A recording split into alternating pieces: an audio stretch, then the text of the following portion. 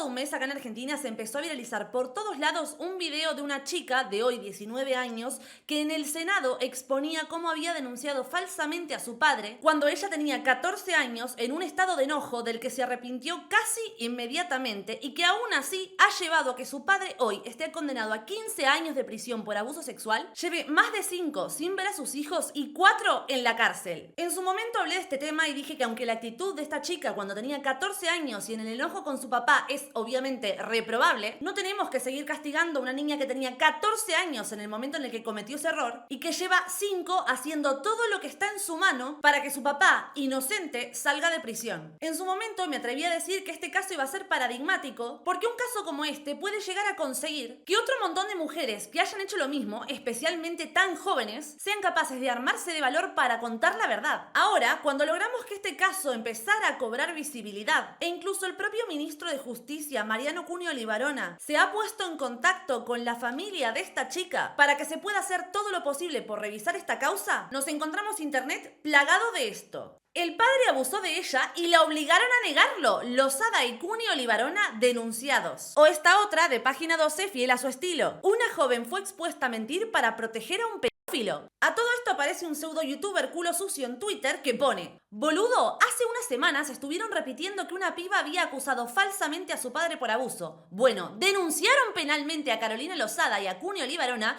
por haberle dado a la víctima un texto falso y ajeno para leer en contra de su voluntad. ¡Esto es una locura! Al margen, por si no están al tanto, les cuento que denuncian a Cunio Libarona por ser el ministro de Justicia y haberle dado apoyo abiertamente a este caso, y a Carolina Lozada porque es la senadora promotora de este proyecto de ley por el cual cuando se presentó salió a hablar esta chica a contar esta historia. Y para sumarle mierda al caldo de caca, se sumó a retuitear este post Malena Pichot, diciendo: ¿alguien puede desarrollar esta locura? Sí, Male, yo te la desarrollo. Quédate tranquila. Por cierto, esto lo puedo ver gracias a Elon, porque me tenés bloqueada, Male. Ahora leemos la publicación de Aye, que es astróloga y escritora, emoji de arcoiris, diplomacia parlamentaria internacional, poetisa it girl, bonaerense, nacional y popular. ¿Se acuerdan de la chica que se presentó en el Congreso a decir que había denunciado falsamente a su padre a los 14 años? Bueno, denunciaron a Cunio Libarona y Lozada por obligarla a leer ese texto que resultó ser ficticio. Esto es un escándalo. Presos deberían ir. El post de Aye ilustra perfectamente cómo afectan las denuncias falsas. Esta tipa se entera de que a Cunio Libarona y a Carolina Lozada los denunciaron por esto y ella asume automáticamente que como los denunciaron por eso, entonces es verdad. Y como por haber sido denunciados y entonces ella creer que es verdad, directamente pide que vayan presos. Qué tan cierto sea parece dar lo mismo. Y ahora sí, vamos a la data. ¿Qué hay de verdad en todo esto? ¿Qué hay de verdad en que Cunio Libarona y Carolina Lozada obligaron y forzaron a una niña víctima de abuso sexual a leer un texto en el Senado donde exculpa a su abusador? Bueno, vamos a verlo, pero más bien poco hay de verdad. Ya solo leyendo el subtitular de Página 12 podemos ver hasta qué punto la rigurosidad a la hora de tratar temas tan peleagudos y tan complejos como este brilla por su ausencia. Porque no se saben ni el nombre de la pendeja. Anet Jazmín Carro, de 18 años, se llama Ania. No se llama Anet, se llama Ania. Ania. A-N-I-A. Ania. Fue parte de la jornada organizada en el Senado de la Nación, donde leyó un texto de retractación por la acusación a su padre, condenado con pruebas que van más allá de sus dichos. No, la realidad es que no. Tengo 2 coberturas completas, varios extractos y una entrevista a la mamá de esta niña que pueden visitar para consultar en base a qué se condenó. Y nuevamente, por hacerles un spoiler, no es cierto que se haya condenado con más material probatorio más allá de sus dichos, sino que además sus dichos fueron probadamente manipulados. Y presten atención porque vamos a ir en una curva ascendente hacia el delirio total. Continúo leyendo de Página 12. La denuncia se basa en la violación expresa del Convenio contra la Tortura y otros tratos o penas crueles, inhumanos o degradantes, incluida en el artículo 75, inciso 22 de la Constitución Nacional y la Convención Interamericana para prevenir, sancionar y erradicar la violencia contra la mujer. También conocida en Argentina como la Convención de Belém do Pará. Acá me tienen a mí misma hablando de esta misma convención cuando Milei terminó el cierre del Ministerio de la Mujer. No acaba con el verdadero problema y el verdadero virus que es el feminismo en nuestro país. Lo que le tenemos que exigir a este gobierno es salir de las convenciones internacionales que nos obligan como país a pisotear la igualdad de derechos y oportunidades, que es lo único que deberíamos tener. Sostienen los denunciantes que al someter a la niña al escarnio público como lo han hecho, los denunciados, Lozada y Cunio Libarona, han violado groseramente los preceptos constitucionales que orientan nuestra vida en comunidad. Finalmente, respecto de la violación de deberes y el encubrimiento agravado, se señala que los denunciados violaron seriamente sus deberes como funcionarios públicos. Ello por cuanto desde los poderes que integran legislativo y ejecutivo expusieron y fomentaron la retractación de una víctima afectada en su integridad psíquica, lo cual califican como un grave crimen. Me encantaría recordarle a los de Página 12 que en su editorial del jueves 12 de diciembre de 2002, hace 22 años, y antes de que un sobre los obligara a cambiar su línea editorial, estaban reconociendo no solo las falsas denuncias, sino específicamente las falsas denuncias por abusos sexuales a menores. Acá lo tienen, explicando la investigación que se hizo en el CONICET por Marta D. de Albarracín, que concluyen que 2 de cada 3 denuncias por abuso sexual de niños contra padres separados resulta ser falsa. Y yo sé que ustedes querían ver el momento de la domada, y llegó. Octubre de 2021, provincia de Córdoba, canal de televisión El 12, programa Lagarto Show. El doctor Carlos Airavedian, abogado, habla de este mismo caso cuando aún no se había dictado fecha de juicio y se esperaba ingenuamente que cuando se dictara fecha, Jazmín iba a tener la oportunidad de declarar y retractarse. Ya en este momento, octubre de 2021, Jazmín ya estaba arrepentida y estaba luchando por ser escuchada por las instituciones. Mayo de 2022, mi compañero de programa experto en igualdad le realizó una entrevista a Lorena, la mamá de Jazmín y la esposa de Julio, entrevista que yo misma facilité, donde nuevamente aún estaban esperanzados con que cuando se dictara fecha de juicio iban a permitir a la niña declarar. En esa intervención del Senado que tanto repudian, la propia niña explica cómo tuvo que literalmente golpear las puertas de las audiencias pidiendo ser escuchada cuando se supone que es la víctima y es uno de los derechos principales de una víctima el derecho a declarar contra su supuesto agresor. Y no se lo permitieron. No se lo permitieron porque el polo de la mujer necesitaba esa cifra de condena para poder garantizar su funcionamiento. Porque las mujeres, y mucho menos las niñas, no son víctimas. Son números. Y da exactamente igual hasta qué punto estemos dispuestos a romper una familia y a privar de su libertad a un inocente con tal de que podamos tener los números suficientes a final de año con los que justificar nuestra existencia. Nuevamente llegó la fecha de juicio y Jazmín no fue escuchada. Pero su voluntad de retractarse no fue solo a través de entrevistas o medios de comunicación, como digo, fue ante la justicia. Lo que les voy a mostrar a continuación es la copia original de la denuncia de Yuri que la propia Ania Jazmín Carro, Ania, presentó y firmó voluntariamente ante la Comisión de Jurados de Enjuiciamiento de la provincia de Córdoba el día 21 de octubre de 2024, un mes antes de ser llamada por la senadora Lozada para participar de este encuentro. Si prestan atención a la imagen, como ustedes mismos pueden ver, abajo a la izquierda está la firma, aclaración y número de DNI de Jazmín. Número de DNI que, por supuesto, por obvias razones, estoy censurando. Leérselos enteros sería bastante largo, pero pueden pausar tranquilamente y leerlos por su cuenta. El documento empieza con esta frase: yo, Ania Jazmín Carro, me dirijo a ustedes para denunciar al juez Rodríguez Fernando Gustavo Atilio y a la fiscal Balestrini María Mercedes. Como les dije, no se los voy a leer entero porque sería muy largo, pero siéntanse en la libertad necesaria para ponerle pausa a esto y leerlo por su cuenta. Bueno, Valen, pero esta denuncia de Yuri se hizo un mes antes de que le invitaran a hablar en el Senado. Podría haber sido algo organizado para eso. Bueno, está bien.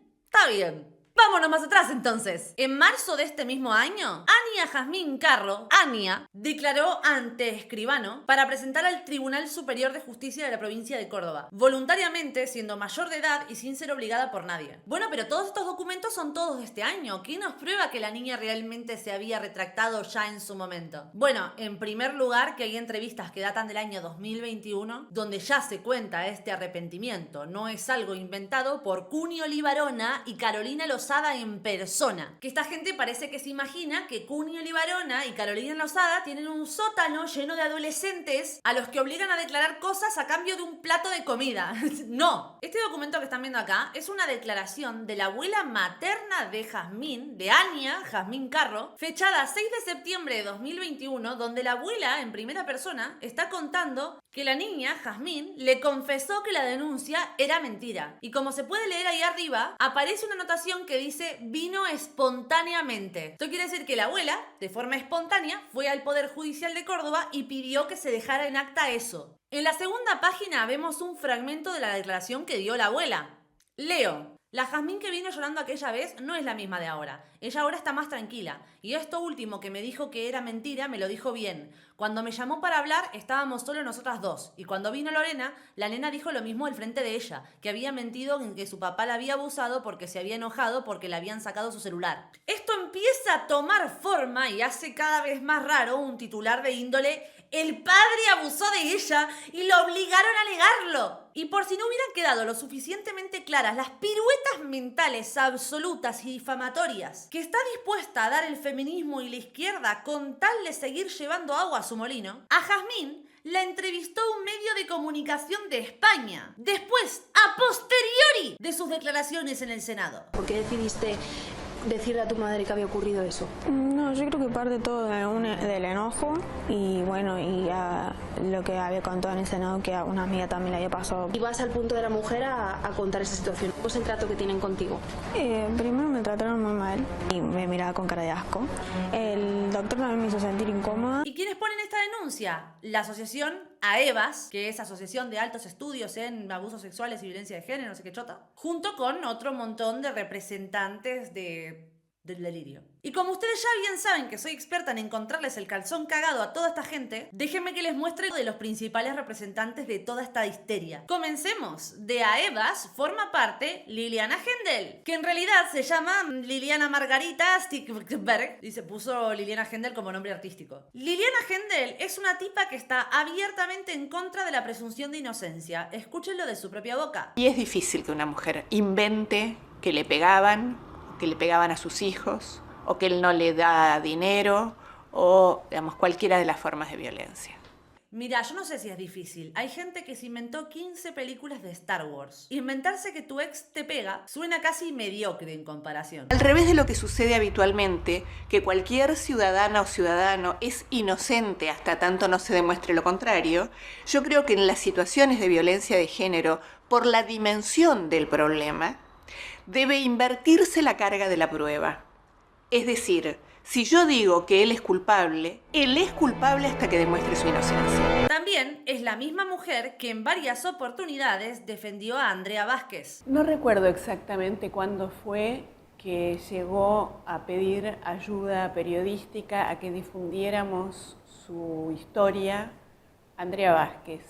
Si no conocen a Andrea Vázquez, es una tipa que denunció a su ex marido por violencia contra ella y sus hijos, y cuando uno de sus hijos se le puso en contra, lo denunció a él también. En su momento, su propio hijo, el hijo mayor, decidió mandarle una carta abierta a los medios para contestar a las mentiras que estaba diciendo su propia madre, la tal Andrea Vázquez, que Liliana Hendel está defendiendo. La misma que formó parte de la denuncia a Cunio Libarona y Carolina Lozada por torturas a una menor que leyó una carta donde voluntariamente se retractó. ¿Entendemos? La demencia. Es más, la carta de Francisco Ghisoni, el hijo de esta mujer, empieza con la oración: mi mamá, Andrea Vázquez, miente. También formó parte de la denuncia el sospechado como autopercibido psiquiatra Enrique Stola. Este es un meme interno dentro de las personas que nos dedicamos a esta temática, porque se dice mucho de que Enrique Stola en realidad muy psiquiatra no es, presuntamente. También era antiguo amigo del pederasta condenado Jorge Corsi, que de hecho les cuento, Jorge Corsi, lamentablemente, es un tipo que ha tenido mucho involucramiento a lo largo de los años en materia de abuso sexual infantil, pero quizás lo conozcan más por haber declarado en la causa de Telma Fardín contra Juan D'Artés, declaración profesional que posteriormente fue desechada por ser una absoluta fumada sin ningún tipo de respaldo científico. También estuvo involucrado en la causa de Ana Chiara del Boca, que le metió una denuncia a su padre, se dictó la falta de mérito y en la falta de mérito se expresa que se pudo comprobar que habían recuerdos implantados hacia la propia Ana Chiara con cosas que no ocurrieron con su padre. Y por último les menciono a Dora Barrancos, que es asesora de AEVAS, esta asociación que está denunciando, a quien invitaron a Pasaron Cosas de Radio Con Voz a hablar de este tema, y es increíble cómo se puede llegar a la edad de esta señora sabiendo tan poco de aquello a lo que ella misma se dedica. Escuchemos lo que dijo. La manía de gente que se ha acoplado a la circunstancia internacional de la extrema derecha, que piensa que todas las denuncias de las mujeres son falsas. No, todas no, algunas. Todas es lo que escuchan ustedes en su cabeza y lo cual les impide, las deja físicamente impedidas de tener un debate serio y racional. Porque su emocionalidad enferma escucha, existen denuncias falsas y su cerebro interpreta todas las denuncias que hacen las mujeres son falsas. Como uno de los puntos de Vox, en realidad los SADA, lo mismo que Lemoyne, para mí han tomado lo que está en los 100 puntos del partido Vox. Repito, ¿cómo se puede llegar a esta edad sabiendo tan poco de lo que estás hablando? Las denuncias falsas no son un reclamo invento de Vox en España cuando surgió como partido. Es algo que, evidentemente, por propia naturaleza, lleva ocurriendo toda la historia y desde que empezaron a tener lugar las políticas de género que permiten la impunidad de estas denuncias falsas y generan beneficios para aquellas personas no solo que las interponen, sino que también las tramitan, se ha convertido en un problema global, social, cultural, grave. Y poner de ejemplo a Vox como mensaje antifeminista, misógino de ultraderecha suena como mínimo a un pésimo diagnóstico, porque Vox lleva varios años en una escalada ascendente hacia adoptar y abrazar el discurso del feminismo. No me voy a dedicar acá a darle los ejemplos concretos porque sería salir mucho de la rama de lo que estamos tratando en este video, pero les voy a dejar un link a un hilo que hizo un compañero en su Twitter, donde recopila un par de estos ejemplos por si se quedaron con la duda. La que van a ver a continuación es la misma Dora Barrancos hablando del caso concreto, pero quiero contarles algo de Dora Barrancos para que lo tengan en la cabeza. Esta es la misma mina que cuando Fabiola Yáñez denunció a Alberto Fernández por violencia de género y abusos, defendió a Alberto Fernández con las siguientes palabras: estoy en condiciones de asegurar fehacientemente que nunca Alberto Fernández agredió físicamente a Fabiola. Ella arrastra una compleja situación psíquica, a lo que se unió su adicción alcohólica. En realidad, si hay algo que imputarle a Alberto Fernández, fue su agregada incapacidad de quebrar ese vínculo tóxico. Por supuesto, los buitres y las hienas se hacen un festín. Y cuando estaba buscando esto, me encontré el tuit que puso Roxana Kramer en su momento, con un par de frases que me parecieron magistrales. Una de las feministas más conocidas de la Argentina defiende a Alberto Fernández considerando que su exmujer, Fabiola Yáñez, hizo una denuncia falsa. Acabo de chequear la info y la revista Verbitsky publica textualmente que Barrancos, en un chat con científicos, escribió lo siguiente, lo que les acabo de leer. Aclaro que yo no tengo ninguna información suficiente como para sostener que se trata de una denuncia cierta o falsa, pero que no dejo de sorprenderme de que una feminista, sombra tutelar del movimiento, decida públicamente y por primera vez en el feminismo argentino no creer a la mujer por el mero hecho de serlo, el famoso yo sí te creo hermana, y sí creer a un hombre del que, justos también mencionarlo, políticamente estuvo cerca. Es un poco eso de que hay problemas que no son reconocidos hasta que quejan a alguien de tu familia. Esa mina del caso de Jazmín dijo esto. Al padre de Annette lo encontraron culpable con pruebas. Hubo un juicio. Sí, 15 años de prisión. Tienen 15 años de prisión. En fin, yo no quiero entrar en los escabrosos detalles que conocemos inclusive por gente de la comunicación y gente que está muy, que se allegó mucho al caso, acerca de las circunstancias pavorosas de la niña, sufridas por la niña. Lo cierto es que es un tribunal de Córdoba. Yo quiero decirte que si hay algo claro, que en Córdoba no es lo que más predomina una perspectiva de género que por todas partes. ¿Vieron que el periodista preguntó si este hombre había sido condenado con pruebas fehacientes? Y ella se limitó a decir que sí, que había sido condenado a 15 años, sin mencionar ni una sola de las supuestas pruebas fehacientes, aún formando parte de la denuncia que debería tener clarísimo qué están denunciando y por qué lo denuncian. Que antes de denunciar a Cunio Libarona, ministro de Justicia, y a Carolina Lozada, senadora, por algo tan terrible como un delito como los que estamos hablando, deberían como mínimo tener la certeza de cuáles son las evidencias por las que supuestamente condenaron a este tipo. Y ahora me pregunto, ¿qué van a hacer dentro de la denuncia? ¿Cómo buscan comprobar si esto fue así realmente o no? Que nosotros ya hemos visto por todos lados que no se sostiene. ¿Qué pueden hacer más que llamar a declarar a la propia Jazmín para que nuevamente vuelva a decir que está hablando por voluntad propia, que se retracta, que no fue cierto, que su padre es inocente y que lo quiere fuera de la cárcel? Es hermana, yo sí te creo, hasta que lo que hay que creer es una retractación. Y con esto no puedo dejar de recordar el caso de Nayara, otra chica que no se hizo tan viral porque no terminó hablando en el Senado, pero que también reconoció haberle puesto una denuncia falsa a su papá. Acá les dejo un segundo donde ella misma lo cuenta. Hola, soy Nayara Godoy. Hago este video para contarles que yo hace 2 años le metí preso a mi papá por una denuncia, por un abuso, que por la cual fue mentira. Yo había mentido y quiero contarle para ver si ustedes me podrían ayudar, porque yo fui a retratarme a la fiscalía y no me dieron bolilla. No tenía 13 años. Pero es que además, su único argumento es que la provincia de Córdoba no es una provincia que brille por su perspectiva de género, como si para probar un hecho hiciera falta perspectiva de género. Si los hechos están, se recoge la evidencia, el material probatorio y se demuestra. No hace falta una perspectiva de género que ponga en desigualdad material, judicial, jurídica y legal a hombres y mujeres para poder empujar a una condena aun cuando no hay evidencia sobre la mesa. Pero es que además, Córdoba no solo es la misma provincia que tiene un centro integral de varones para atender a varones en situación de potencial violencia, que se sientan muy a punto de ser violentos y necesitan un centro que los vaya a reeducar en su masculinidad. Sí, literal, esto existe y es dependiente del polo de la mujer. Acá te muestro su web.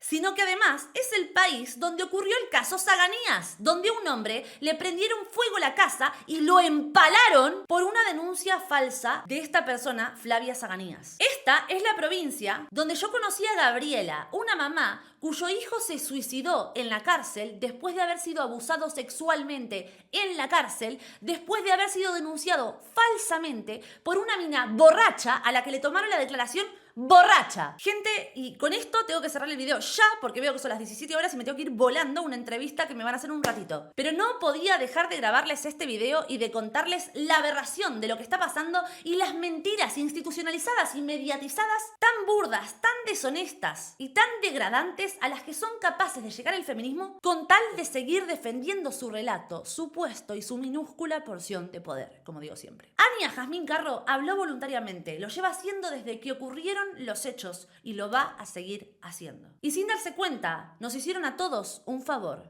Le hicieron incluso al propio Julio Carro un favor, porque ahora convirtieron esto en un problema personal del ministro de Justicia. Los amo, cabezas de pollo.